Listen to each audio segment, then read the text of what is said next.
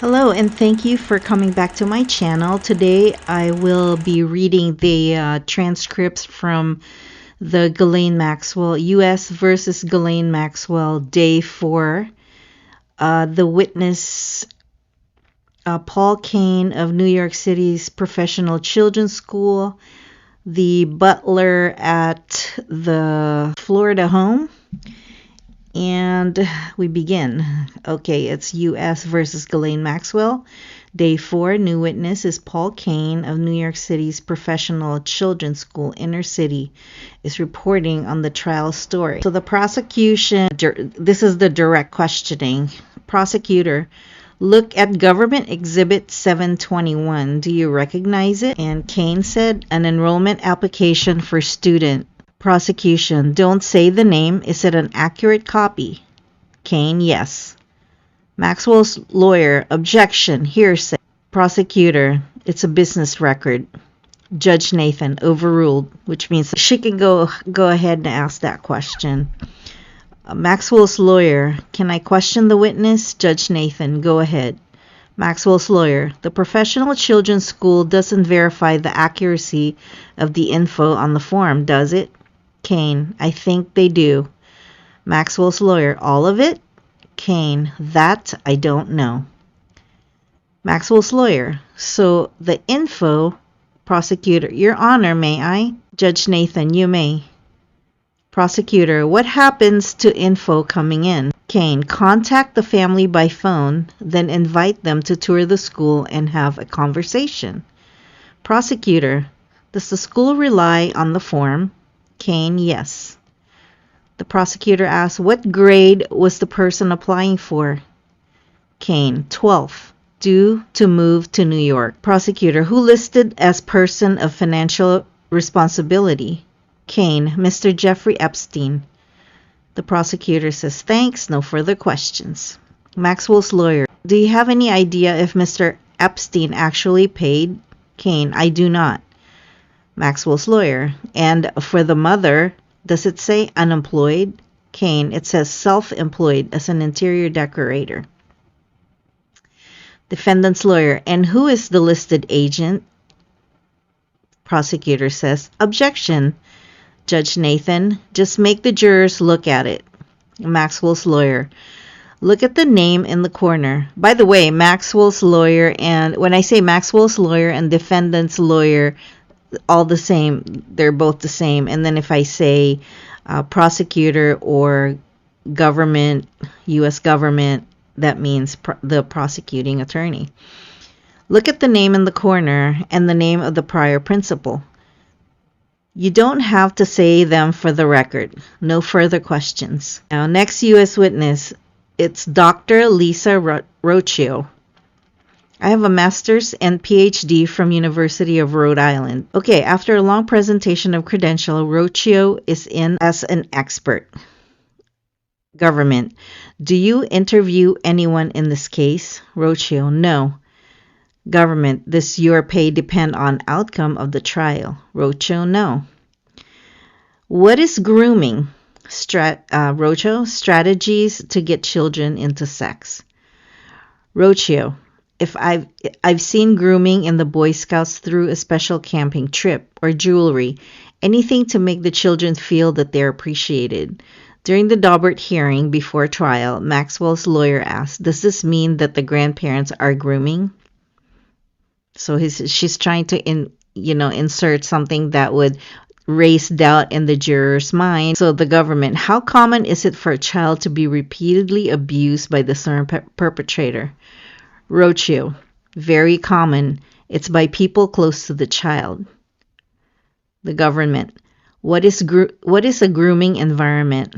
Rocchio, the perp develops trust with people around the child, for example, with the parent. So, continue. Victims are victims of child sexual abuse. The government, are victims of child sexual abuse likely to report it to the police? Rocchio, no. Government, how do they talk about it? Maxwell's lawyer, objection, no foundation. Judge Nathan, I'll sustain. Can you rephrase?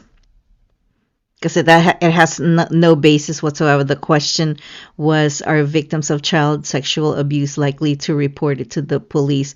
They haven't even gone through the whole process to lead to that subject. So that's why the question was objected by the Maxwell's lawyers. So government, what is the long-term impact? Rocio, there are a higher risk for adverse outcomes. Government, nothing further. Judge Nathan, let's take our break. Continues after the break.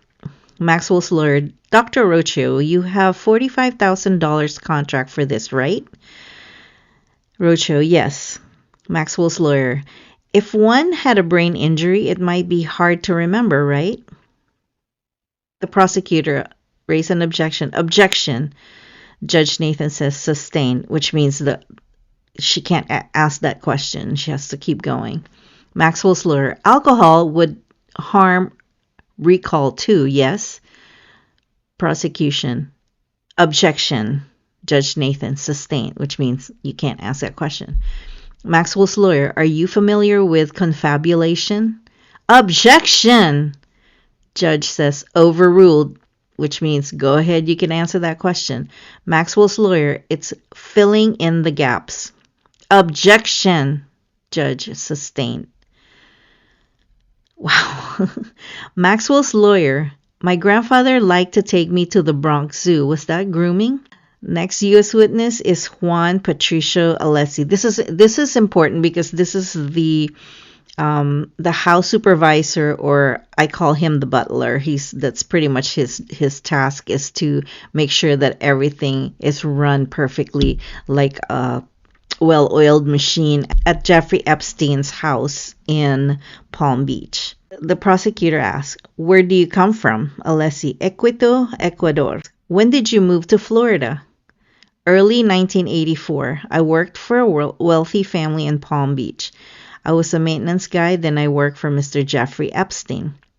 How did you meet Epstein? I was working on Mr. Wexner's mother's house. Who is in the photo? Mr. Jeffrey Epstein. When Mr. Epstein was in Palm Beach, where did you sleep? I had a room there. Who else worked there? I brought my wife to help me and other girls. How did things change after Miss Maxwell got involved? Things were less cordial, less conversation. I was not allowed to see Mr. Epstein anymore unless he asked me a question. Miss Maxwell said, don't look at his eyes, look at another part of him. Alessi is describing Epstein's Palm Beach home in great detail. Presumably, it will become relevant in the testimony of survivor witness number 2, 3, and 4. Prosecutor, pull up Government Exhibit 297. Mr. Alessi, what is this? Alessi, the second floor, that is towards Mr. Epstein's bedroom. There was a huge bathroom. And what's that other bathroom? That's Miss Maxwell's bathroom. But they both come off the master bedroom. Yes. Where did Mr. Maxwell sleep in the Palm Beach house? Objection, but it's allowed. She slept in Mr. Epstein's bedroom. How many times did you see females by Mr. Epstein's pool? Hundreds. How often were they topless? 75% of the time. How about Little St. James? Little St. James is the island off the Caribbean that is owned by Jeffrey Epstein. It's called Lolita Island. I was on a cruise with my wife to St. Thomas, or the Virgin Islands. They picked us up and showed us Little St. James. It was huge. Did you visit any of Miss Maxwell's property? Her townhome in London, she invited us. It was a red front door.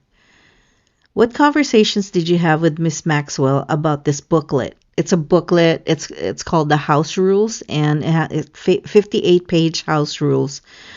Alessi, I told her I could not do this checklist with all my other work. Prosecutor, show them Government Exhibit 606. The prosecution also introduced a 58-page manual handed out by Maxwell to staff with strict and specific rules, like never disclose Mr. Epstein or Miss Maxwell's activities or whereabouts to anyone.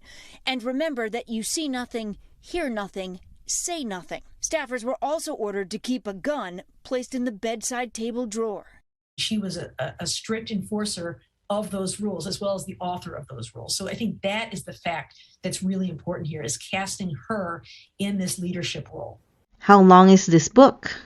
Alessi, 58 pages. What is it? A list of what we're supposed to do to maintain the house. Now, Maxwell's lawyer will question Alessi about the book of instructions. When you left, you didn't have this in your possession, did you? No, I did not. But this book was created after you left, at least by the date on it. Maxwell's lawyer, we object to 606. Prosecution, he identified pages. Judge Nathan, I'm overruling the objection. 606 is admitted. Prosecutor, you recognize the address at the bottom? Alessi, Mr. Epstein's residence. What does this instruction saw? Alessi, do not discuss your personal problems with guests. And this one, respect their privacy. There's a reference to the Jeffrey Epstein and Ghislaine Maxwell telephone directories. What were they? Alessi, books with hundreds and hundreds of names, directions, and addresses. Alessi, they were 2 inches thick, full of names. For some reason, the prosecutor was turning away from the 2 black books, at least for now. Let's turn to page 23 about Miss Maxwell's desk. What does it say? Alessi, please put the directory to the right of the phone. U.S. Attorney, what is this? Alessi, instructions for serving breakfast, sometimes at 5 a.m. Who else worked there? Chefs, my wife, Miss Maxwell's assistant, then Sarah Kellen. 2 females seem to be underage. Don't say their names. Jurors, look at the binders under your chair. Prosecutor, is that name the person we'll call Jane? Yes, I met Virginia Roberts too. Prosecutor, when you met Jane, how old was she? Appeared 14 or 15. She was beautiful, beautiful eyes, long brunette hair, very pleasant. 3 times she was there with her mother, then without her mother, many times. Prosecutor, how would Jane get to the house? I would pick her up in the direction of Mr. Epstein or Miss Maxwell. When did you meet Miss Virginia Roberts? I met her. I was at Mar-a-Lago with Miss Maxwell. I waited in the car like the driver. Alessi, it was a hot day. Miss Maxwell said, stop, John, stop. I did, and Miss Maxwell went up to this girl. Where was this girl? She was coming down the ramp. How did she look? Young. Then by 5 p.m., I saw her, Virginia Roberts, back at the house. Prosecutor, show exhibits 113 and 114 only to the witness and parties. How old did you think Miss Roberts was? Alessi, 14 or 15. Did Miss Maxwell ever instruct you to pick up Miss Roberts? Yes. Did you ever see Miss Roberts at Mr. Epstein's home with luggage? Yes, I drove them to the plane. How many messages would Mr. Epstein get a day? Alessi, before I left, 3 a day. I called whoever they told me to call. Did the phone books we discussed have names for massage in them? Yes. Did you see Jane's name on it? Yes, the books were updated twice a year. What did you do with them when the new ones were made? Just throw them away. I have physical exhibit GX52. May I approach the witness? Do you recognize it? What is it? It is the directory. Did you review it last night? I did. Every page? Yes. How many names? Many, many, many. Is this the same you saw when you were at that, or a later version? A later version. Prosecutor, pull up Exhibit 52A. It is a sealed exhibit. Judge Nathan, let's take a break. Now Alessi's back. How often was the directory updated? Twice a year, and the names of new employees were added and those who left are taken out. Is Sarah Kellen in this version? Again, Sarah Kellen is Maxwell's assistant. Objection, leading. Judge Nathan, I'll overrule that. Long sidebar, after which Maxwell's lawyer does the questioning. Maxwell's lawyer, as you sit here today, 19 years later, you have no idea where Exhibit 52 has been. You said the book was 2 inches thick, but Exhibit 52 is a 1/4 inch thick, correct? Yes. The book you were talking about was from New York, right? Yes. And the post-it notes weren't there, right? Right. But it continues. Did you take messages for Mr. Epstein? How? Alessi, if he didn't want to take the call or wasn't there. Maxwell's lawyer, there are a number of pages without dates next to the names. Do you know that? Alessi, I guess so. Judge Nathan, exhibits admitted. Prosecutor, they are sealed, not to be put on screens, binders only. More questions. What supplies did you buy for the massages? No oils. I was Maxwell's lawyer. Objection. Did Miss Maxwell give you the supplies? Again, the prosecutor. Alessi, exotic oils from other countries. Prosecutor, was Mr. Epstein's door open during the massages? Never. Afterwards, I went in with gloves. Why? To clean up. What did you see after the massages? Towels? Yes, but not all of the massages. Do any incidents stand out in your mind? I found a large, let's call it a large cylindrical massaging unit. What did you do with it? Wash it up? Where did you put the large massaging cylindrical unit? In Miss Maxwell's bathroom, in a basket. How did you know where to put it? I knew everything going on in that house. What else was in the basket? I saw pornographic tapes. How often did you see the large massaging cylindrical unit? At least 5 times. And the other one, the massager, the ball at the end vibrate? Yes, I would put it at the top of Mr. Epstein's dresser. Prosecutor, what photos were in the house? Photos of Mr. Epstein and Miss Maxwell with important people. Like who? Donald Trump, the Pope, I think Fidel Castro. Were the photographs of naked women? Yes, but those were kept in Miss Maxwell's desk. Why did you leave Mr. Epstein's employment? I was sick and tired. Did you sign a non-disclosure agreement? Yes, about both of them. Were you questioned by the police after you took $6,300 from Mr. Epstein? Yes. Were you arrested? No. Nothing further. Maxwell's lawyer will start our cross tomorrow. It's 4:48. So this is December 2nd, which is day 3. And it continues to day 4. Judge Nathan, Mr. Alessi, you may return to the stand. Jury enters. All rise.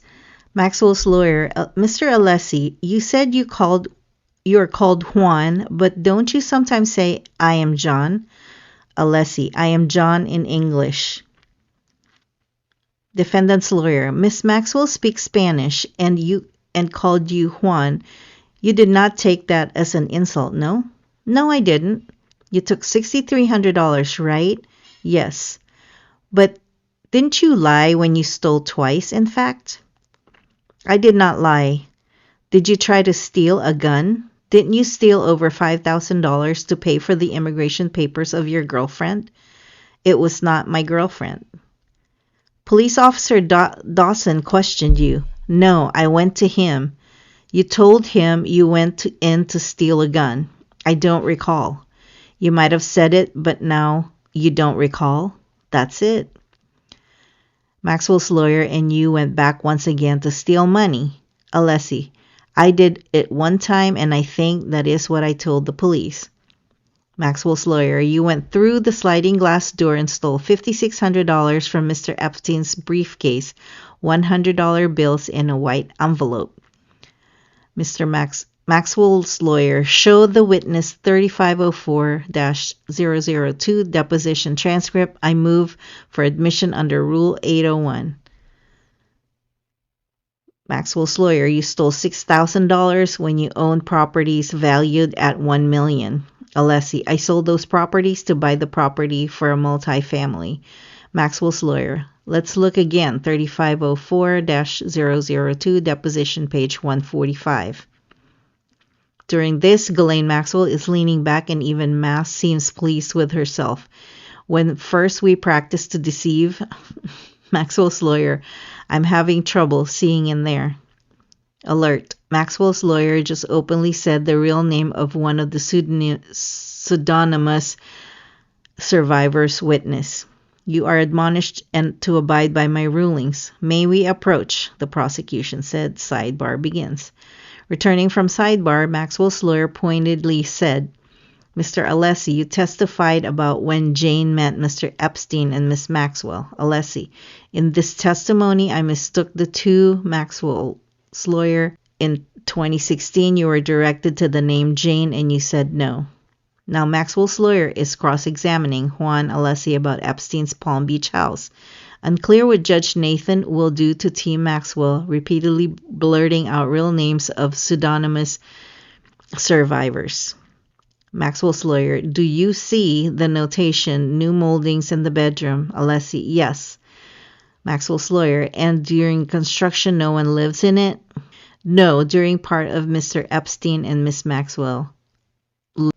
You were asked if Jane was driving and you said never saw Jane driving a car. Those are all questions about Jane, right? Alessi, I think so. I'm asking about what you said. What you, Alessi, said.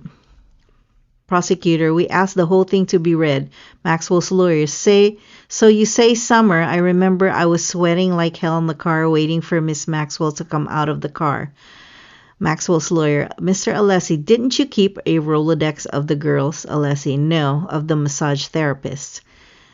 Maxwell's lawyer, you got the referrals for massage therapists? Alessi, no, sir. Maxwell's lawyer, you said one of Jeffrey Epstein's friends would say, I got a good massage, and you'd say, please give me the answer? Alessi, I never. Maxwell's lawyer, you previously said that this under oath. May I continue, Your Honor? Judge Nathan says, yes. Isn't it true that Mr. Epstein brought other women to the house and told you to remove the pictures of Miss Maxwell from the house? I did what he told me to do. Why do you think you were taking Miss Maxwell's pictures down when Mr. Epstein had the other women over? Alessi, I have no idea. Maxwell's lawyer, Mr. Alessi, as Mr. Epstein's direction, you call women and set up massages, correct? Alessi, yes. And that doesn't make you guilty of sex trafficking, does it? Objection, U.S. Attorney says. Maxwell's lawyer, and when you clean the massage room, you've seen the signs of violence, right? No one complained to you of that? Alessi's voice rising, no, but I wish they had. I would have done something. And then laughter bursts out in the courtroom. Programming note, as Alessi ends, some may not believe his statements that he didn't know, or especially the claim near the end of cross-examination that if only the victim has complained, he would have acted. Some, it seems, found that laughable discreetly. Prosecutor, no redirect. Judge Nathan, next witness. It's Gregory Parkinson, questioned by AUSA, attorney for USA. The topic we believe will be search of Epstein's home, but first his credential and career. I participated in the search. This is really, I'm going to just go through it really quick because it's really a very short one. I participated in a search in Palm Beach. Prosecutor Maureen Comey, what is this? Parkinson says, a map of the aerial view. Had you been there before? Yes, on a report of a theft currency. I met Mr. Jeffrey Epstein. Now, before it gets into what is found during the search, Judge Nathan calls a lunch break. We'll set up screens. Only jurors can see. There's press conference so Maxwell's lawyer keeps trying to muddy the waters, but I don't think the cross is going well, because they really flailed around in this cross-examination. So it was very evident that they kind of lost this one on this day.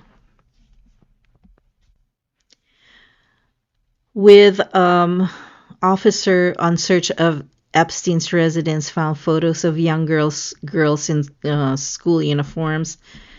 Screen will exclude public and press, and there was a big hoopla about this because they think that the public has the right to see this. They're showing the jurors a video of the search warrant reading and execution at Epstein's house, but we, the press and the public, can't see it. So at one, Maureen Comey said, "At 1 minute, where are we?" In the 3-car garage. Assistant U.S. Attorney Maureen Comey, "What do you see here during the search, Officer Parkinson?" "A picture of Pope John Paul with Jeffrey Epstein." Comey said is still telling the jurors to look at one seal exhibit after another, now Government Exhibit 225. One might say this is a semi-public trial. Exactly. "I asked that the Government Exhibit 234 be admitted under seal, also 241 under seal. Judge Nathan granted under seal. Finally, some exhibit not under seal." Comey, "What is this?" Comey is one of the prosecutor. Like I said before, she's the daughter of James Comey, who used to be the FBI director. "What is this in Exhibit 228? Parkinson, "It's the garden room. There are photos spread out all over the floor, but no details can be made out."